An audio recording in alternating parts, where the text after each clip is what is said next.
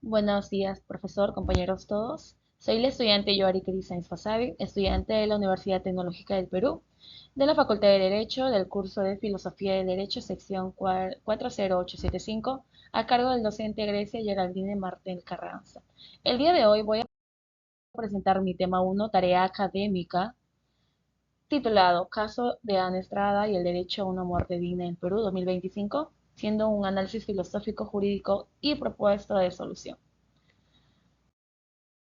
En primer lugar, muestro el índice. Voy a hablar respecto al tema de una pequeña breve reseña de la organización, un resumen del contenido. También hablaremos un poquito más respecto al caso de Ana Estrada y el análisis filosófico jurídico con los pensadores Hans Kelsen, Hart, Luigi Ferrajoli y Alf Ross, dando también algunas conclusiones y propuestas de solución en base a lo que ya he trabajado.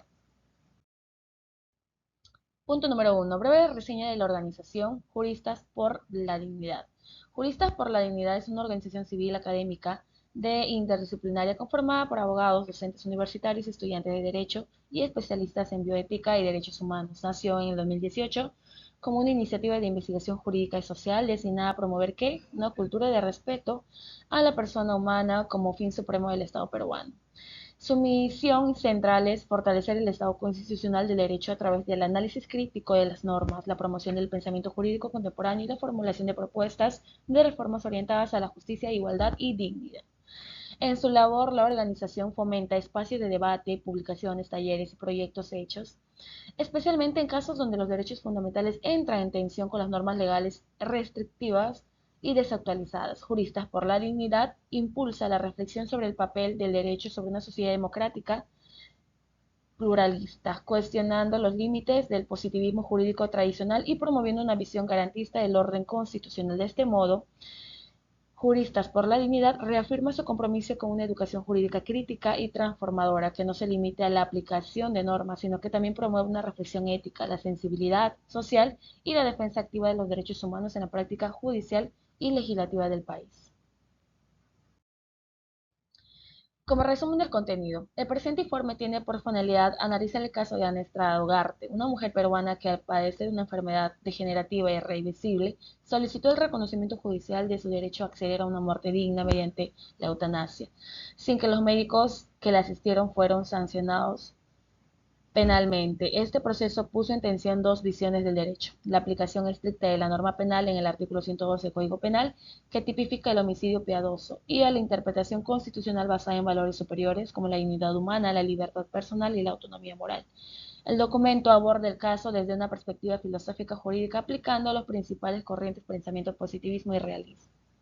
Este trabajo no solo examina el impacto doctrinario del caso, sino que también reafirma la necesidad de un derecho más humano, garantista y empírico, que responda a los dilemas éticos de la sociedad contemporánea, reconociendo que la verdadera justicia no se limita a aplicada por la ley, sino interpretarla a la luz de la dignidad y la libertad de las personas.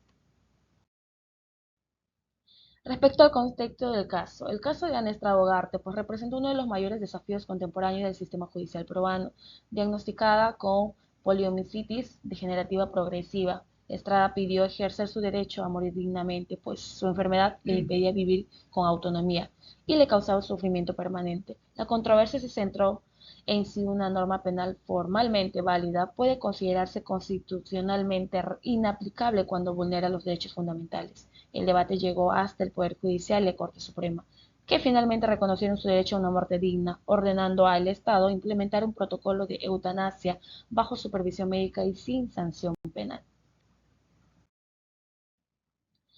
A nivel social, el caso provocó pues una profunda reflexión sobre el valor de la vida y la libertad. Diversos sectores religiosos y conservadores defendieron la inviolabilidad absoluta de la vida, mientras que otros reclamaron el respeto por la autonomía personal y la dignidad como valores constitucionales supremos.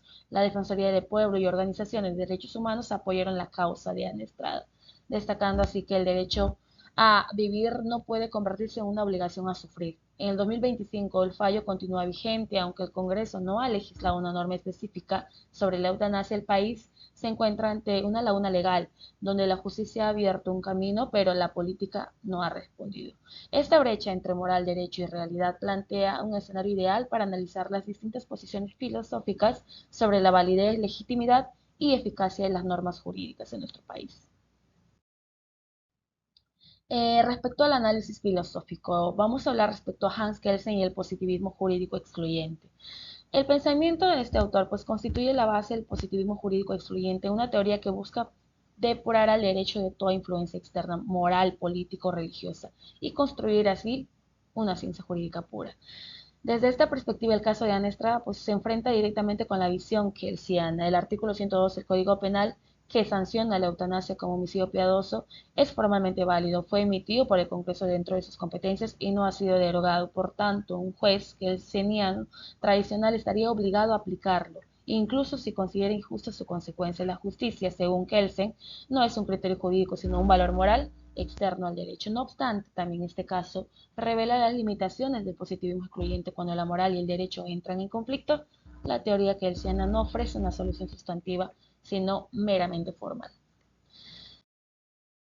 Caso contrario, 4.2 hablaremos respecto al filósofo Hart y el positivismo incluyente o metodológico. Hart reconoce que el derecho no es una orden cerrada de normas, sino un conjunto de reglas primarias que imponen deberes y reglas secundarias que establecen el cómo poder reconocer, modificar o aplicar normas.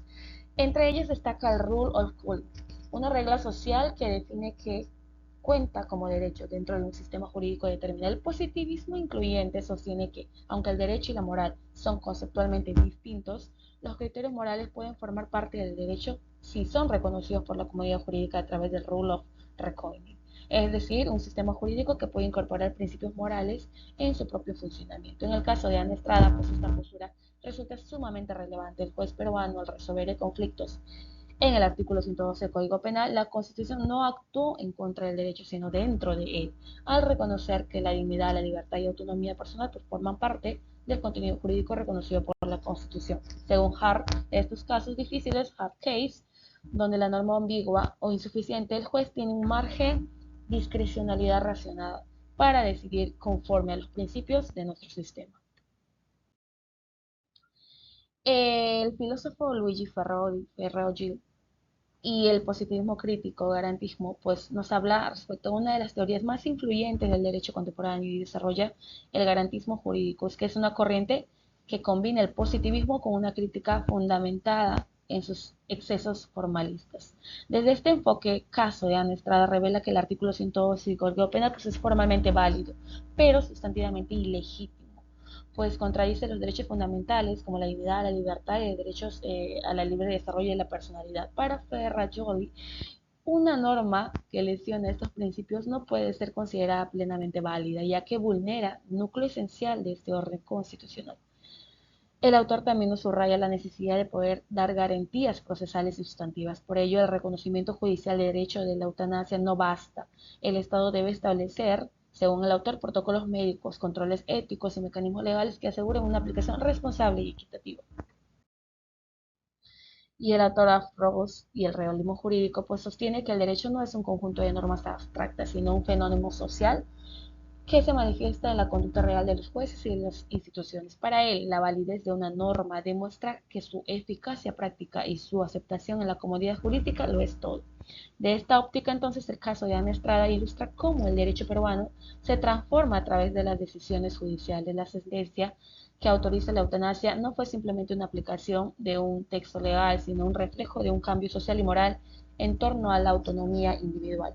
Para Ross, el juez no solo aplica un derecho, sino que lo crea al decidir contextos donde las normas son insuficientes y ambiguos. En conclusión, podemos decir que el autor, el realismo de Ross aplica como las decisiones de los jueces pueden generar transiciones estructurales en el derecho, evidenciando que la eficacia y aceptación social son condiciones muy importantes como la validez formal.